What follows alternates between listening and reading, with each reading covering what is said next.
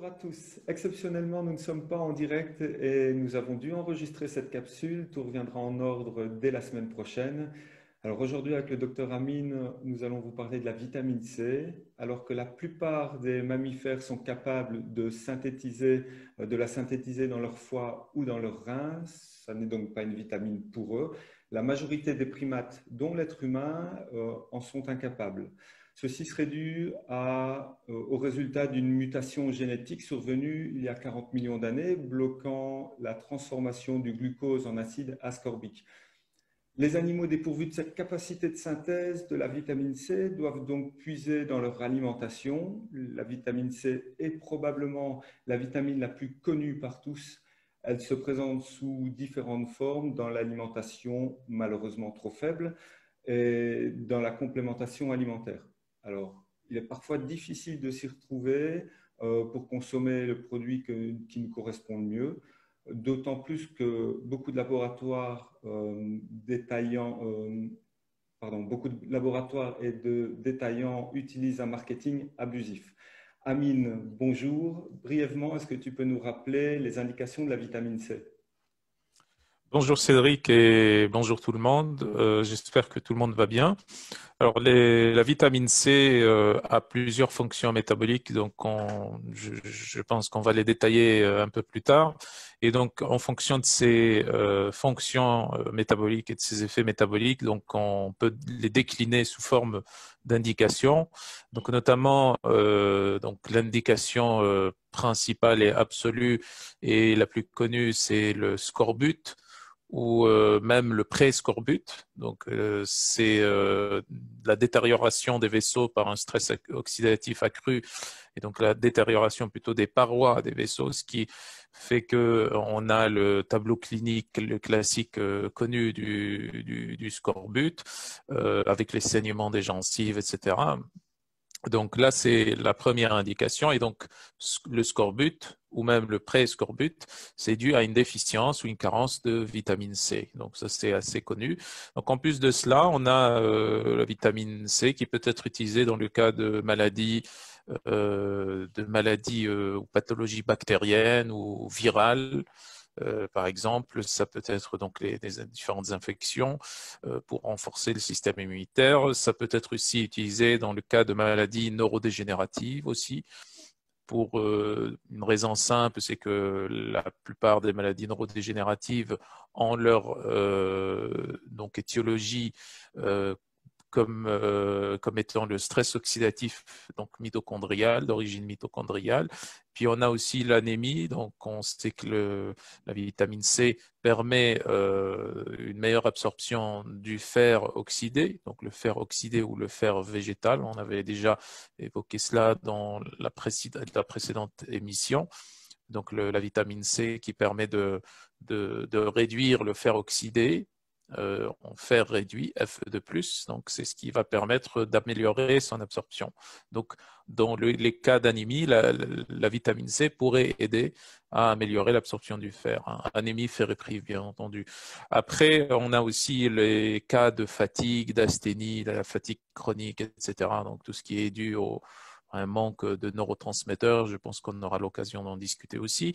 On a aussi donc, tout ce qui est en relation avec la gestion du stress, donc toute cette sphère des neurotransmetteurs.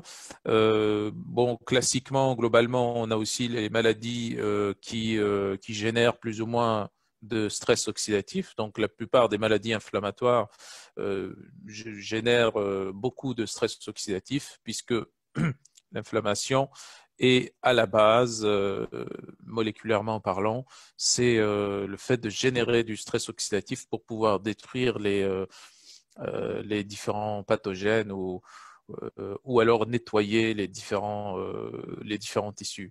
Donc ensuite, on a aussi une application potentielle aussi dans le cas du diabète aussi, type 1 ou type 2, donc principalement la résistance à l'insuline, on détaillera ça un peu plus tard aussi. Et par rapport aussi aux effets anti-âge. Donc, dans l'anti-âge aussi, on peut utiliser aussi la vitamine C, notamment dans le cas pour empêcher ou prévenir le vieillissement de la peau. Donc ça aussi, c'est intéressant et c'est par rapport à une fonction métabolique bien précise de la vitamine C. On a aussi une autre indication qui est plus ou moins, disons, controversée, mais ça reste une indication quand même qui est le cancer. Alors, soit prévention du cancer ou même thérapeutique, donc application thérapeutique de la vitamine C. Pour les cancers, on connaît tous donc soit une prise de vitamine C à des doses des normales ou des normodoses, ou alors des mégadoses. Donc tout ça, c'est, disons, assez controversé. Il y a des études pour, il y a des études contre, mais ça reste quand même un outil thérapeutique qu'on pourrait inclure dans la stratégie thérapeutique contre le cancer, bien entendu, en prenant en considération tout ce qui est d'ordre des interactions entre donc la vitamine C et certains, je dis bien certains ou quelques médicaments utilisés en chimiothérapie où il y aurait des données qui pourrait montrer que la vitamine C pourrait interférer avec ces quelques médicaments. Mais sinon, pour le reste, donc ça fonctionne en synergie et ça permet apparemment, selon les études disponibles, ça permet de réduire les effets secondaires du traitement ou des traitements de chimiothérapie en général. Donc, on peut rajouter en plus de tout ça la détoxification. Donc ça, c'est assez connu, la détoxification. C'est dû au fait qu'on a une synergie entre le glutathion et la vitamine C. Et ça aussi, on expliquera dans les fonctions métaboliques aussi de la vitamine C. Ben justement, tu introduis le sujet. Est-ce que tu peux nous parler justement de ces fonctions métaboliques? Alors, on a plusieurs fonctions métaboliques de la vitamine C. Donc, on va commencer déjà par la détoxification. Donc, la détoxification, ici, on parle de détoxification hépatique. Et bien entendu, la détoxification hépatique, on peut la regrouper en deux. C'est une voie métabolique qu'on peut regrouper en deux groupes de réactions, la phase 1 et la phase 2. Donc les réactions de la phase 1 et la réaction de la phase 2. Et au niveau des réactions de la phase 2, on a l'intervention d'une enzyme à base de glutathion qu'on appelle la GST ou glutathion S-transférase. Et donc le glutathion, que ce soit pour son effet antioxydant ou son effet détoxifiant à travers la GST, va nécessiter, dans ce qu'on appelle en biochimie métabolique le cycle glutathion-ascorbate, va nécessiter de la vitamine C pour pouvoir être recyclé. Donc là, c'est une fonction de la vitamine C parmi d'autres, donc une fonction extrêmement importante qui couvre à la fois la détoxification, mais aussi la lutte contre le stress oxydatif. Donc, le cycle glutathion-ascorbate, c'est un cycle qui va permettre de régénérer le glutathion indépendamment des autres moyens de régénération du glutathion et indépendamment du fait que le glutathion soit un antioxydant ou que la vitamine C soit aussi un antioxydant. Donc, il y a plusieurs voies qui font que ces deux molécules-là sont des antioxydants. Et parmi ces voies-là, on a le cycle glutathion ascorbate. Donc ça, c'est une première fonction métabolique. Et puis, on peut avoir aussi, on avait parlé dans les indications de l'effet anti-âge et de prévention contre le vieillissement de la peau, notamment, mais surtout le vieillissement en général des tissus conjonctifs. Donc, on parle de la peau parce que c'est visible, on le voit, mais dans les tissus conjonctifs en général, on a l'intervention de la vitamine C comme cofacteur dans la synthèse du collagène. Donc, le collagène, c'est ce qui empêche d'avoir des rides, entre autres, et c'est ce qui garde la structure des tissus conjonctifs en bon état. Et donc, la vitamine C, elle est extrêmement importante là pour le coup, pour synthétiser le collagène. On a aussi une autre fonction métabolique aussi, qui est le fait de réduire la résistance à l'insuline ou d'améliorer la sensibilité à l'insuline, puisque la vitamine C, comme on le sait, comme tu l'as déjà un petit peu évoqué, la vitamine C, elle va permettre d'améliorer la sensibilité à l'insuline, dans le sens où la vitamine C, elle est similaire dans sa forme moléculaire au glucose. Okay. Et donc, lorsqu'on prend de la vitamine C, ça va compter comme si on avait, ça va réguler la glycémie, comme si on avait un taux de glycémie stable, comme si on avait pris une certaine quantité de glucose, alors que c'est de la vitamine C. Alors, il y a d'autres molécules qui font à peu près qui ont à peu près le même mécanisme moléculaire dans ce sens-là.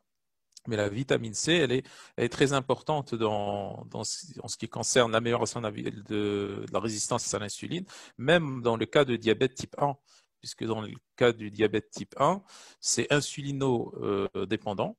Donc, il faut prendre de l'insuline, mais la quantité d'insuline qu'on prend, elle est directement dépendante de la sensibilité à l'insuline. Donc, si on arrive à améliorer la sensibilité à l'insuline, on peut réduire la quantité d'insuline nécessaire. Donc, ça fonctionne à la fois dans le cas du diabète type 1 que dans le cas du diabète type 2. Mais, bien entendu, la vitamine C devrait être combinée aussi à d'autres traitements dans une stratégie thérapeutique par rapport au diabète aussi. Maintenant, par rapport aussi à sa fonction principale qui est la fonction d'antioxydant, okay, indépendamment de ce qu'on avait parlé sur le cycle du glutathion ascorbate. Donc, elle peut agir dans toutes les cellules comme antioxydant, tout simplement. Antioxydant, on avait, je pense, dans une précédente émission, parlé du stress oxydatif ou de la voie de genèse des radicaux libres. Et donc, on avait dit qu'on avait deux étapes dans la genèse des radicaux libres et dans le processus d'antioxydation. Donc, on a l'anion superoxyde qui va être dismuté par la superoxyde dismutase, une enzyme antioxydante, en peroxyde d'hydrogène. Et puis, on a ensuite la catalase et la GPX qui vont intervenir pour neutraliser le peroxyde d'hydrogène. Alors, dans cette première étape où la superoxyde dismutase va intervenir, on a aussi intervention d'autres molécules, entre autres la vitamine C. Donc, la vitamine C, elle joue le même rôle que la superoxyde dismutase qui va convertir l'anion superoxyde en peroxyde d'hydrogène. Et du coup, l'importance d'associer la vitamine C, donc lorsqu'on veut avoir un effet antioxydant, d'associer la vitamine C au glutathion. Extrêmement important. Parce que si on convertit l'anion superoxyde en peroxyde d'hydrogène, grâce à la vitamine C, entre autres, eh bien, ce peroxyde d'hydrogène, il doit trouver suffisamment de GPX et de catalase pour pouvoir ensuite être détoxifié ou converti en eau et oxygène, donc neutralisé, parce que le peroxyde d'hydrogène est aussi un radical libre. C'est un radical libre intermédiaire. Et donc, il faut, quand on donne la vitamine C, il faut donner aussi ou stimuler le glutathion, un précurseur ou le glutathion tout simplement, ou un cofacteur du glutathion. L'essentiel, quelque chose qui permet de stimuler le glutathion. Donc ça, c'est très important à comprendre. Et donc, cette fonction d'antioxydation, elle va agir dans la plupart des tissus, dans tous les tissus, absolument tous les tissus. Et ça va donner des effets qu'on connaît, des effets cliniques qu'on connaît sur, par exemple, le renforcement des parois vasculaires, par exemple. D'où l'effet antiscorbut. Parce que les parois vasculaires, dans le cas de scorbut ou même de pré-scorbut, commencent à s'altérer, à se scléroser. Et donc là, il commence à y avoir des fissures à cause du stress oxydatif, puisque déjà, le stress oxydatif il s'installe au niveau de l'endothélium vasculaire. L'endothélium vasculaire, il est très sensible au stress oxydatif, puisqu'il s'agit d'une monocouche de tissus, plutôt de cellules juxtaposées, de l'endothélium vasculaire. Et donc là, on a l'inflammation et le stress oxydatif qui sont très, très présentes dans le cas où on a beaucoup moins d'antioxydants et surtout la vitamine C. Alors ici aussi, il y a quelque chose d'extrêmement important à signaler, c'est que on peut obtenir le même effet que la vitamine C sur le scorbut, par des polyphénols, notamment des flavonoïdes. Donc, le groupe des flavonoïdes, avec comme la quercétine par exemple, peut réduire ou faire disparaître les symptômes d'un scorbut ou d'un prescorbut de la même manière que la vitamine C. Donc, ça va dans le sens de ce que je viens d'expliquer, qu'on a besoin d'une quantité suffisante d'antioxydants, surtout des antioxydants qui agissent au niveau des endothéliums, dont la vitamine C, dont les bioflavonoïdes aussi. Okay. Et donc ça, c'est parmi disons, les rôles standards de la vitamine C qui sont extrêmement importants. Et donc, une autre déclinaison aussi de ce rôle antioxydant de la vitamine C, on le retrouve aussi dans les maladies neurodégénératives, où on a une réduction très significative du stress oxydatif. Donc, on a plusieurs études qui montrent ça dans le cas de sclérose en plaques, dans le cas de Parkinson, d'Alzheimer, donc tout ce qui est maladie neurodégénérative d'origine mitochondriale, où la mitochondrie dysfonctionne, où on a un stress oxydatif mitochondrial important, etc. Ensuite, donc pour finir avec les différentes fonctions métaboliques, on avait parlé des neurotransmetteurs, et donc là, la vitamine C est très importante comme cofacteur dans la synthèse des catécholamines, donc notamment adrénaline et noradrénaline, puisque déjà, pour avoir de l'adrénaline, là, il faut, à partir de la dopamine, il faut de la vitamine C comme cofacteur, et plutôt de la noradrénaline. Pour avoir de la noradrénaline à partir de la dopamine, il faut de la vitamine C comme cofacteur, et puis ensuite l'adrénaline. Donc, si on n'a pas assez de noradrénaline, on n'aura pas non plus assez d'adrénaline. Donc, c'est pour ça que on l'utilise aussi comme stimulant dans le cas de fatigue, dans le cas de gestion du stress, etc. Et puis, finalement, et dernièrement, on a aussi son action sur l'immunité. Donc, elle a à peu près le même rôle que le zinc, que le sélénium, par exemple. La vitamine D, c'est un peu différent. La vitamine D, ça aide à la conversion des cellules progénitrices à la différenciation plutôt des cellules progénitrices en différentes cellules qu'on connaît, les lymphocytes, les macrophages, etc. Par contre, la vitamine C, elle va intervenir plus bas, c'est-à-dire elle va intervenir dans les différentes fonctions de ces cellules-là. Par exemple, dans la phagocytose par rapport aux macrophages, dans la synthèse des anticorps, par exemple, par rapport aux lymphocytes B, etc. Donc là, c'est la vitamine C considérée comme cofacteur dans les différentes fonctions. Ce n'est pas le seul cofacteur. Il y a le zinc, sélénium, etc. Mais dans les différentes fonctions des différentes cellules du système immunitaire, la vitamine C est considérée comme cofacteur. Donc, elle a aussi cette fonction métabolique. Et il y a très probablement d'autres fonctions métaboliques qu'on ignore pour l'instant. Et merci pour ces précisions, assez riches d'ailleurs. Est-ce que justement, ben, tu me tendais la perche en parlant du glutathion et d'autres choses. Est-ce que tu peux nous parler justement des cofacteurs qui sont importants pour la vitamine C? Alors, la vitamine C, c'est parmi les molécules ou les rares molécules ou micronutriments qu'on peut prendre seul. Donc, la prise de cette molécule seule permet d'avoir différentes fonctions métaboliques. Okay, mis à part ce que j'ai expliqué sur le stress oxydatif, la lutte contre le stress oxydatif et son effet antioxydant. Donc, mais sinon, on a tout un tas de molécules qu'on peut associer à la vitamine C en fonction des besoins. Par exemple, dans le cas du stress oxydatif, comme je l'ai déjà expliqué, donc le mieux, c'est d'associer du glutathion. Alors, si on ne donne pas ou n'associe pas du glutathion ou quelque chose qui permet de stimuler le glutathion, bon, bah, c'est pas grave, le métabolisme va aller chercher le glutathion là où il est, et donc ça va faire baisser quand même la réserve de glutathion. Donc, si on a une bonne réserve, ça pose aucun problème. Si on a une réserve un peu basse ou un peu carencée, à ce moment-là, il faudra donner du glutathion ou travailler sur le glutathion.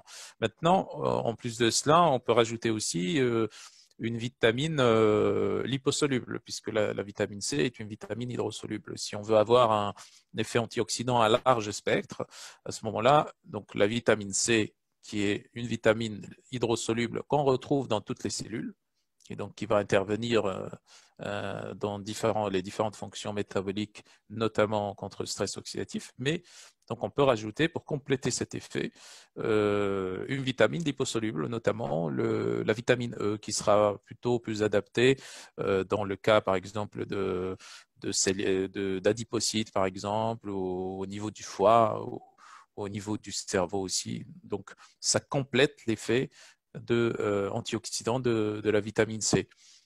On peut aussi rajouter des polyphénols aussi. C'est d'ailleurs ce qu'on trouve dans certaines préparations, certains produits, comme par exemple l'acérola, par exemple, ou des extraits de mangue, ou des choses comme ça, donc qui sont riches en vitamine C, mais où la vitamine C se retrouve avec différentes autres molécules aussi qui fonctionnent aussi en synergie, que ce soit au niveau de l'absorption, donc de la vitamine C, donc ça aide à l'absorption, et en même temps aussi dans la fonction métabolique elle-même, puisque comme on avait donné un exemple parmi d'autres sur l'action de la vitamine C sur l'endothélium vasculaire, dans la protection de l'endothélium vasculaire, on avait dit que les flavonoïdes étaient synergiques à la vitamine C. Donc ça donnait le même effet antiscorbut que la vitamine C. Et d'ailleurs, on a des rapports scientifiques dans ce sens-là qui montrent que le scorbut, il peut être dû à une carence en vitamine C, mais il peut être dû aussi à une carence dans ces polyphénols flavonoïdes. Et ça donne exactement le même tableau clinique, on ne peut pas le savoir. C'est-à-dire, et quand on a un scorbut ou un prescorbut, qu'est-ce qu'on fait?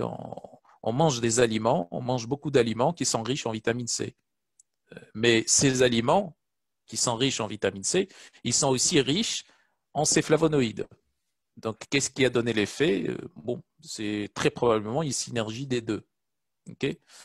Mais ce qui est certain, c'est que la vitamine C et les flavonoïdes, si on les teste sur des patients qui ont du scorbut, ben, ça fonctionne très bien.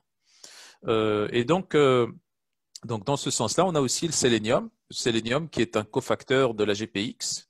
Donc, la GPX qui va catalyser la deuxième étape de l'antioxydation.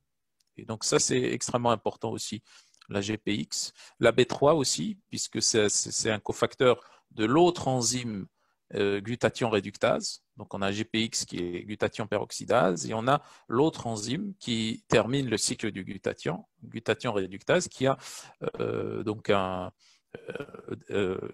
forme bioactive de la vitamine B3 qui est un cofacteur de cette glutathion réductase. Donc ensuite, on peut, comme je l'ai dit, on peut associer en fonction des cas et en fonction de ce qu'on veut. On peut associer par exemple des molécules qui ont un effet sur la résistance à l'insuline. Si on va utiliser la vitamine C pour réduire la résistance à l'insuline, par exemple la berbérine ou chardon-marie ou d'autres produits.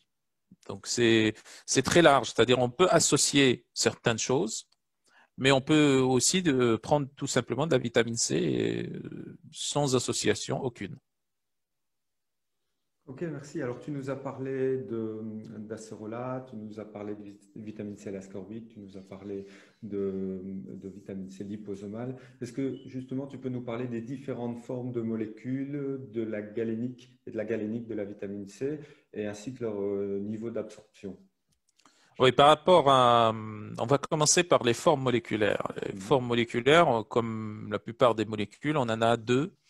Donc, on a la forme oxydée et la forme réduite. Donc, la forme oxydée et la forme réduite ont deux canaux d'absorption différents.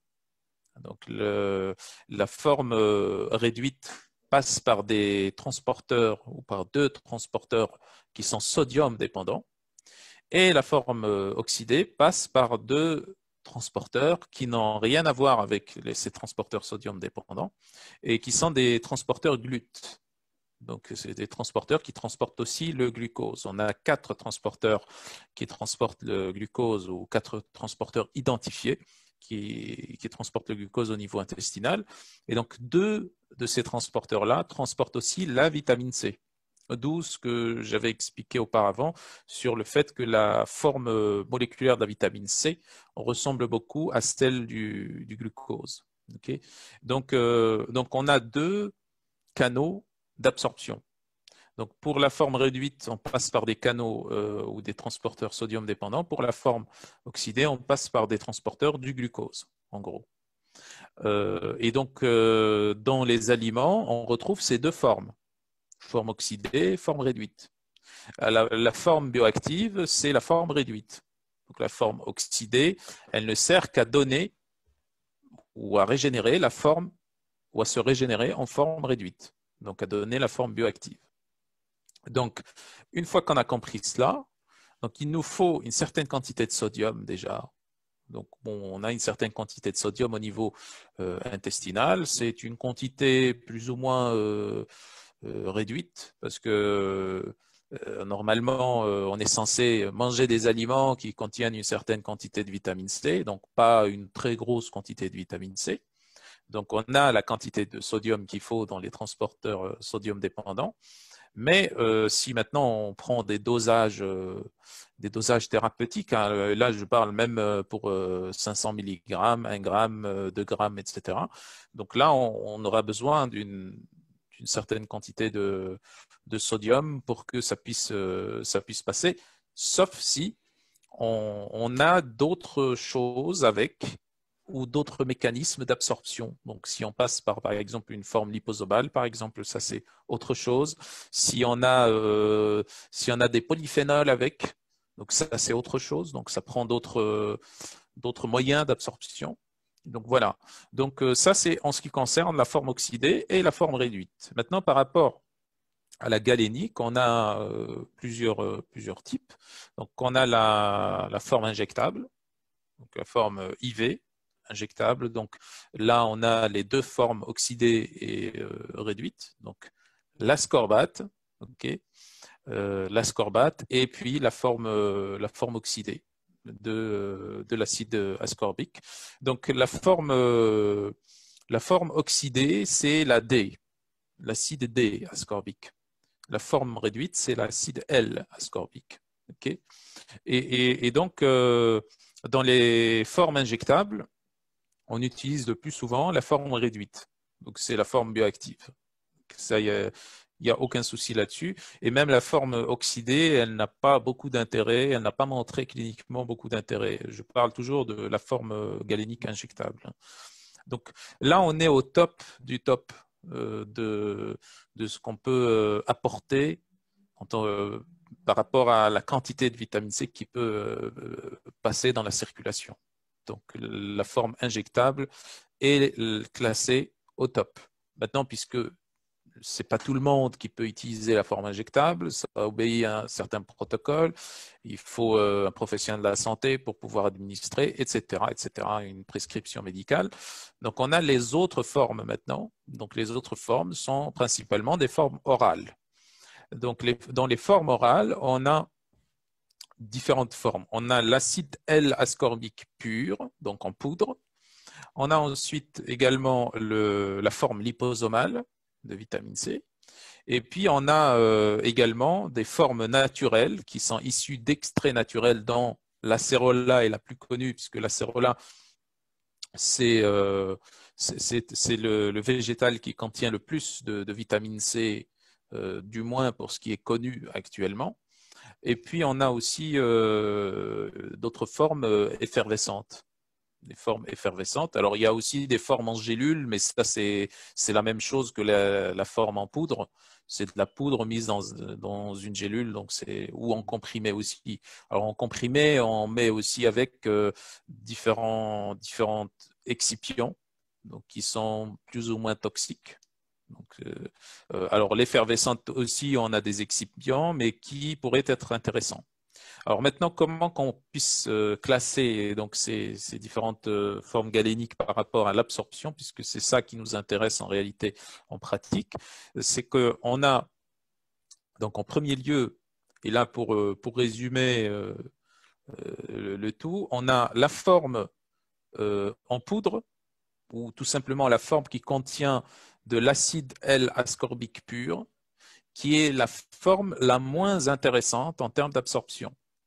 Alors pourquoi? On pense en général que bon, c'est l'acide L-ascorbique pur, etc. C'est bien, c'est beaucoup mieux que les autres formes, etc. Mais c'est faux, ça.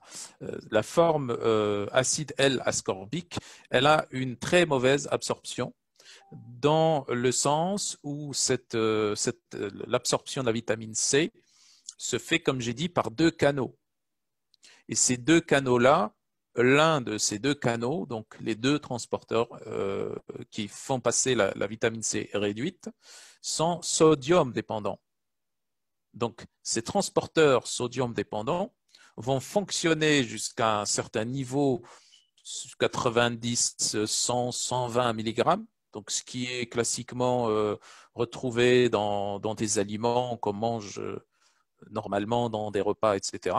Mais si on commence à dépasser donc, cette quantité-là, eh ben, on va avoir un manque de sodium et les transporteurs ne vont pas fonctionner et on va avoir une accumulation de la vitamine C, donc de l'ascorbate. Donc, je dis bien de l'ascorbate, donc la poudre, elle contient bien la forme réduite. Donc, cette ascorbate va s'accumuler dans l'intestin puisque c'est un acide carboxylique. Donc, ça va s'accumuler, ça va augmenter l'acidité, ça va diminuer le pH et ça va provoquer une accélération du transit, en gros de la chiasse. C'est pour ça que quand on prend une certaine quantité, même une petite quantité chez certaines personnes, une toute petite quantité de poudre d'acide L-ascorbique, ben, on va directement aux toilettes après 15-20 minutes. C'est la preuve que ça ne fonctionne pas. Alors, il y a toujours une petite quantité qui passe, la barrière intestinale, c'est tout à fait normal, mais bon, c'est la forme la moins absorbée. Maintenant, ça, c'est par rapport à tout ce qui concerne donc la forme acide L-ascorbique pure. Maintenant, ce qui concerne donc la forme qui est un peu plus intéressante, mais qui est quand même qu'on ne peut pas classer parmi les bonnes ou les meilleures formes de vitamine C, en termes de galénique, c'est la forme effervescente. Alors, la forme effervescente, elle a un avantage par rapport à l'acide L-ascorbique, c'est qu'elle contient du sodium. Ça contient du sodium dans les excipients. Lorsque vous lisez sur la vitamine C effervescente, vous allez trouver 2 à 3 excipients qui contiennent du sodium. Okay, c'est ce qu'on appelle classiquement, pour résumer, de l'ascorbate de sodium. Sodium ascorbate. Donc ça, c'est une forme. Je ne dis pas que ça a été pensé dans ce sens pour faire absorber plus d'acide L-ascorbique au niveau de l'intestin, mais en tout cas, les excipients qui se retrouvent dans la forme effervescente vont aider beaucoup à l'absorption de la quantité de vitamine C qu'on a dans ce type de produit. Et donc ça, c'est extrêmement important à signaler. Alors, il y a aussi une autre notion, une fausse notion, qui est assez répandue aussi, c'est que on dit que dans la forme effervescente, on a les bicarbonates de sodium, ce qui est vrai. On a les bicarbonates de sodium associés à l'ascorbate. Donc, c'est ce qui permet de donner l'effervescence. Et donc, les bicarbonates de sodium sont une molécule ou des molécules basiques, donc qui vont tamponner l'acidité de la vitamine C. Et donc, ça ne s'absorbe pas bien, etc., etc. C'est complètement faux. Ça n'existe pas. Les 4 transporteurs de la vitamine C, comme j'ai déjà expliqué, on a 2 voies avec 2 transporteurs chacune. Donc, les 4 transporteurs ne sont absolument pas dépendants du pH. Leur fonctionnement n'a rien à voir avec le pH. Donc, bicarbonate de sodium ou pas, ça change absolument rien. L'acide ascorbique passe quand même. Ça passe dans le cas où on a assez de sodium dans un cas et dans l'autre cas, ça passe sans aucun problème. Bien entendu, on va parler, je pense, de la limite d'absorption qui est de façon standard, on est fixé à 500 mg par prise. Donc, si on dépasse, on commence à avoir une diminution du taux d'absorption, de la vitesse d'absorption. Et puis donc ça, c'est en ce qui concerne la forme effervescente. C'est une mauvaise forme, mais c'est une forme qui est meilleure, intrinsèquement meilleure que la forme pure, acide L-ascorbique pur. Alors, on a aussi l'autre forme liposomale qui est aussi très intéressante. Et donc là, la liposomale, on peut la classer parmi les bonnes formes. Ce n'est pas la meilleure, mais c'est une très bonne forme aussi de galénique, de vitamine C. Il y a aussi également ici une fausse idée qui circule, et selon laquelle on retrouve, et ça on ne retrouve jamais dans des études, on retrouve juste dans des articles de blog ou des personnes qui parlent en vidéo, on dit que la forme liposomale est supérieure même à la forme injectable, puisque les liposomes vont passer par la barrière intestinale, ils passent dans le sang, ils passent ensuite dans la cellule et ils déversent leur contenu dans la cellule, et donc ça permet de protéger la vitamine C, etc. Ça, c'est du pipeau. C'est complètement faux. Et il y en a même qui disent que la forme liposomale est mieux absorbée, et en termes de délivrabilité, c'est-à-dire de bioactivité et de biodisponibilité, elle est 6 à 7 fois meilleure que même la forme injectable. Donc ça, c'est complètement aberrant et complètement faux.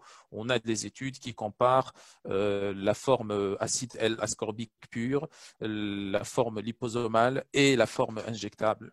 Et donc, on s'est rendu compte que la liposomale est supérieure à 30-40% en termes d'absorption par rapport à l'acide L-ascorbique, uniquement, c'est tout.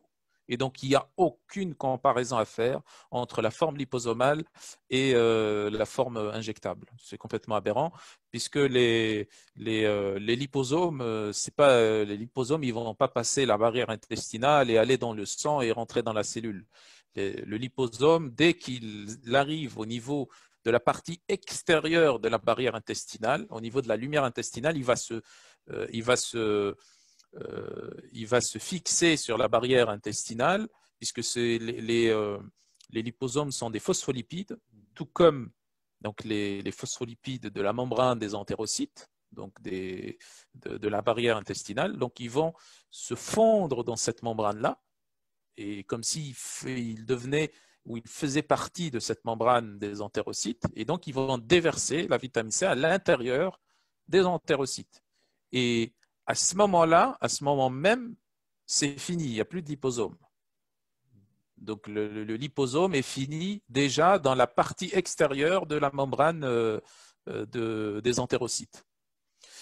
Donc ensuite, ça c'est aussi une bonne forme, donc la liposomale. Et puis on a aussi la forme extraite, ou qui est extraite de certains aliments, certains baies, certains extraits alimentaires naturels, comme par exemple, entre autres, l'acérola, donc qui est une très bonne forme.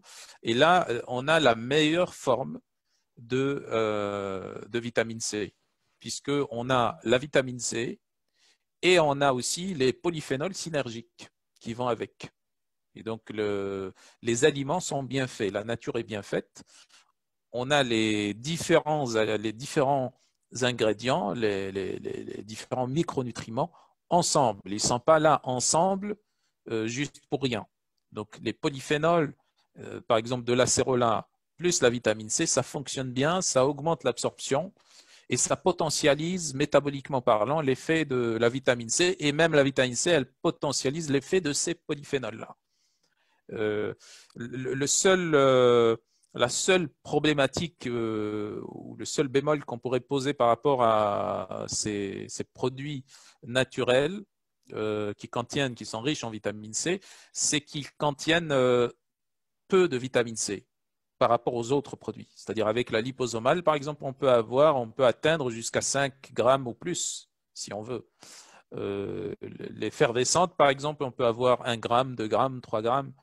L'acide L-ascorbique qui ne s'absorbe pas du tout, on peut toujours prendre un pot, je sais pas, mais en bonne quantité. Par contre, l'acérola, par exemple, ou d'autres formes extraites extraits naturels de vitamine C, cela, ça contient assez peu de vitamine C. Mais c'est compensé par le fait qu'il y a une synergie avec les autres polyphénols. Donc, la vitamine C, si on trouve 100 mg, par exemple, sur un comprimé d'acérola, par exemple, c'est l'équivalent peut-être d'un gramme d'effervescente, par exemple. Mhm. Okay. Donc, ça, c'est par rapport au classement. Donc, si on veut résumer, on a les formes injectables et la meilleure, c'est la forme réduite injectable, donc ascorbate. Les formes ensuite orales, on a les extraits naturels, notamment acérola, la forme liposomale, la forme effervescente et toutes les autres formes à base d'acide L-ascorbique. Donc, il y a aussi une petite solution par rapport à l'acide L-ascorbique. Si vous avez acheté un pot d'1 kilo ou 2 kilos et que vous avez utilisé une ou deux fois et que vous avez mis au fond de la cuisine ou au fond de la douche ou des toilettes parce que ça ne servait plus à rien, parce que vous avez consommé une ou deux fois et vous avez eu de la diarrhée directement, là, vous avez une petite astuce. Vous prenez la quantité que vous voulez, mais n'exagérez pas. Prenez maximum une demi-cuillère à café donc de l'acide ascorbique et une toute petite pincée de sel avec.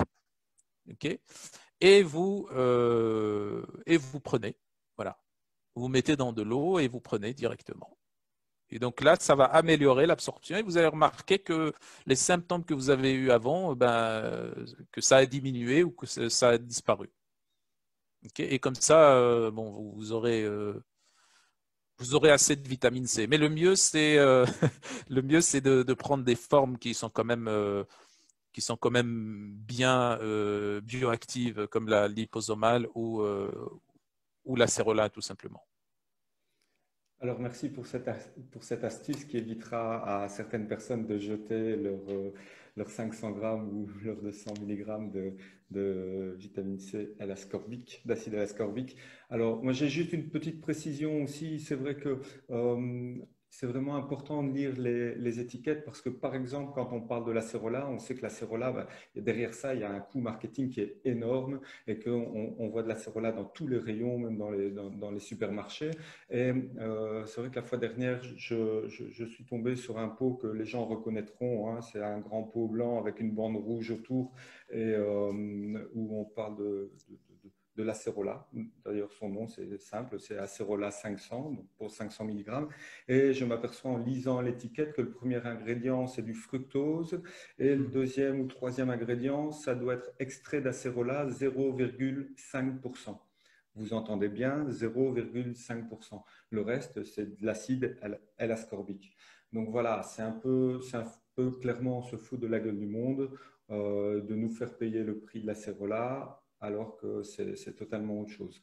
Donc voilà, lisez les étiquettes, c'est vraiment important. On sait qu'il y a des laboratoires très sérieux qui font de l'acérola, qui en ont par exemple avec 98% d'acérola. Donc là, la donne est totalement différente quand on sait de fait le taux d'absorption aussi et la différence d'absorption de l'acérola et de l'acide L-ascorbique. Mais voilà, Amine, merci. Nous vous donnons rendez-vous donc lundi prochain à 18h sur la page Nutrition et Sciences, comme chaque lundi. Cette fois-ci, nous parlerons des excipients dans les compléments alimentaires. Alors, je vous souhaite à tous une excellente semaine, une bonne soirée. Amine, encore un grand merci. À bientôt. Merci à toi, Cédric. À très bientôt.